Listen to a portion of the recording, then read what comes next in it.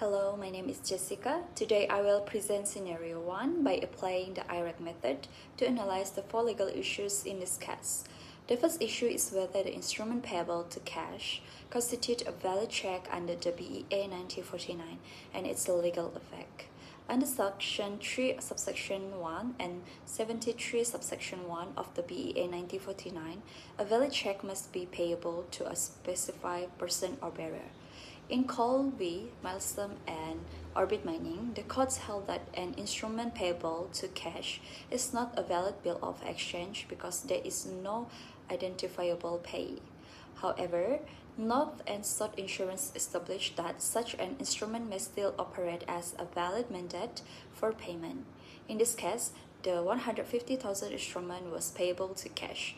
Therefore, it is not a valid check, but it remains a valid authority for the bank to make payment. The second issue is whether the forged signature rendered the mandate wholly inoperative and whether Brilliant Bank can rely on Section 73A of the BEA 1949. Under Section 24 of the BEA 1949, a forged signature is wholly inoperative and gives no authority for payment. In Syarikat Islamiyah, the court held that a bank paying on a forged signature acts without authority. Although Section 73A provides a defense where the customer negligently contributes to forgery, the burden of proof rests on the bank as established in Malawar Apex. In this case, Carroll never signed the instrument and there is no evidence that he acted negligently. Therefore, Brilliant Bank cannot rely on Section 73A. In conclusion, Brilliant Bank must bear the loss and reverse the 150,000 debit. The third issue is whether Vanguard Bank is liable as the collecting bank in conversion and whether it is entitled to statutory protection. Generally, a collecting bank may be liable in conversion when it collects an instrument for someone with defective title. However, in Aero Transfer and Costa Premier Pottery, the courts held that a forged instrument is legally worthless and cannot support a claim in conversion. In addition, Section 85 of the BEA 1949 protects a collecting bank acting in a good faith and without negligence. Since Vanguard Bank merely collected the instrument for a penny and there is no evidence of bad faith or negligence, the bank is likely protected by the statutory defense. Therefore, Vanguard Bank is not liable. The final issue is whether Penny obtained a valid title to the RM 150,000 and whether Carol Amin can recover the money from her. Under Section 73 of the Contract Acts 1950 and the principle of unjust enrichment, money paid by mistake must be returned. Cases such as BenQ Belge, Lipkin Gorman, and Bank Bhumiputera v. Hashbudin support the recovery of money received without legal entitlement. In this case, Penny provided no consideration and received the money from a forged mandate. Therefore, she did not obtain valid title to the RM 150,000. In conclusion, Carol can successfully recover the money from Penny.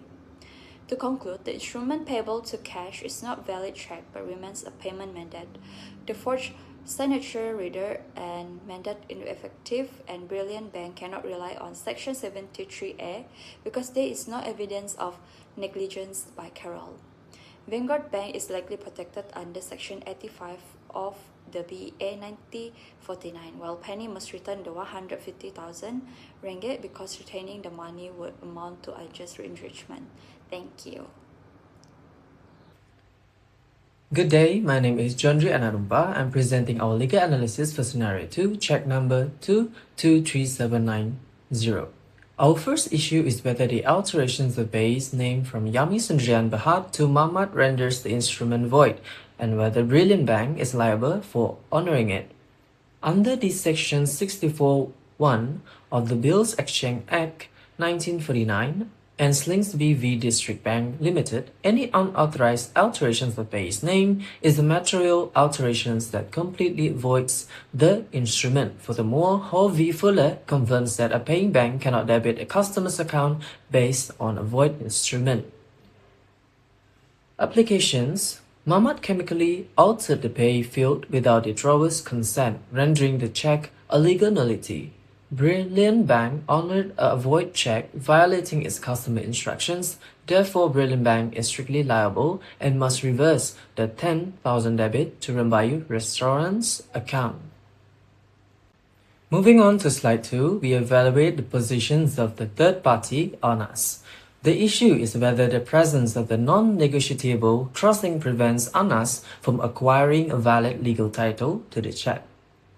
Under the Section 81 of the Bills of Exchange Act 1949 and the Great Western Railway Co. Limited, a non-negotiable crossing serves as an explicit warning that the recipient takes the instrument at their own peril and cannot obtain a better title than the transferor. Wilson and Mason v. Pickering established that acting in good faith or giving value does not cure this statutory title defect. Applications and conclusions. Mahmud was a thief who held zero title to the stolen check. Because of the non-negotiable crossing, Anas legally inherited Mahmud's defective title, regardless of the fact that he accepted the check in good faith as payment for a television. Consequently, Anas holds a defective title and has no right to retain the proceeds.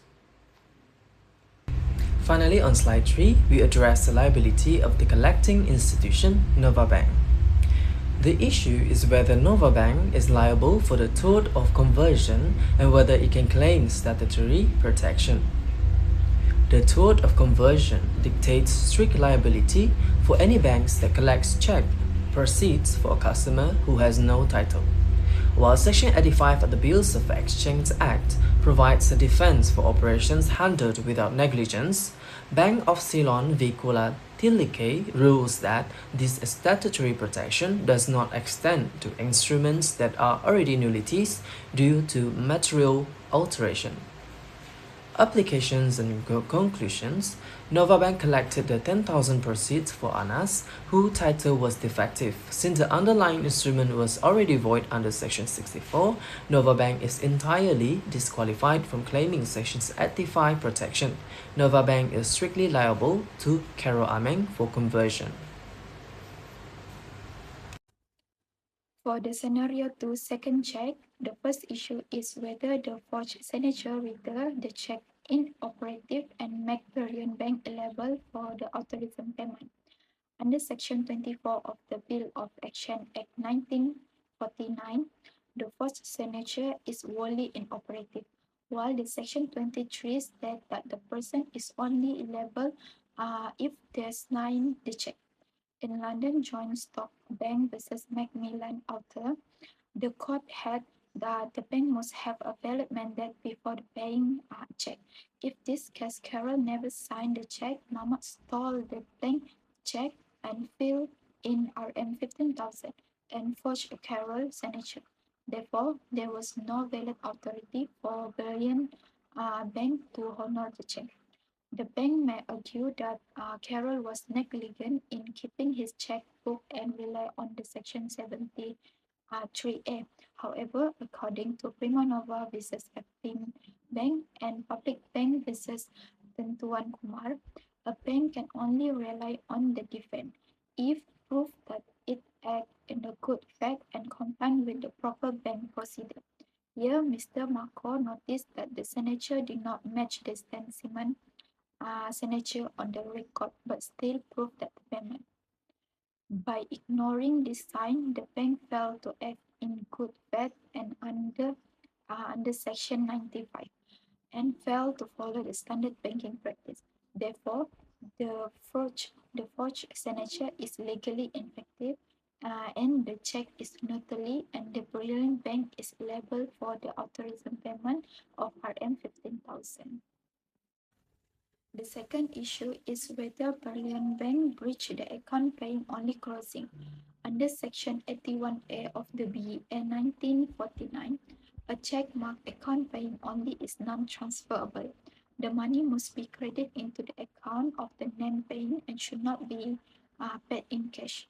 Section 79 subsection 2 also provides that the bank may be liable if the payer a cross of check improperly. In this case, the check was cross account paying only for 15,000.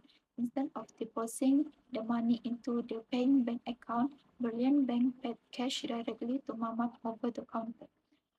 Moreover, Mr. Marco had already noticed that the signature appeared suspicious. Despite this concern, he still proceeded with the payment. This conduct clearly broadened the closing instruction and failed to meet the standard expected of the prudent banker. Therefore, Brilliant Bank breached Section 79, subsection 2 and Section 81A and is liable for the resulting loss. The third issue is whether the Carol Amin can recover the RM 15,000 from Mamat or Brilliant Bank. Mamat is responsible because he stole the check, forged Carol's signature, and obtained the money. Therefore, Carol can take legal action against Mamat or fraud the conversion. However, Carol also has a strong claim against Brilliant Bank under Section 23 and 24 of the BA 1949. The bank has no authority to debit Carol account because the signature was forged. The bank also breached Section 79 and 81A when it paid cash on the account paying only check.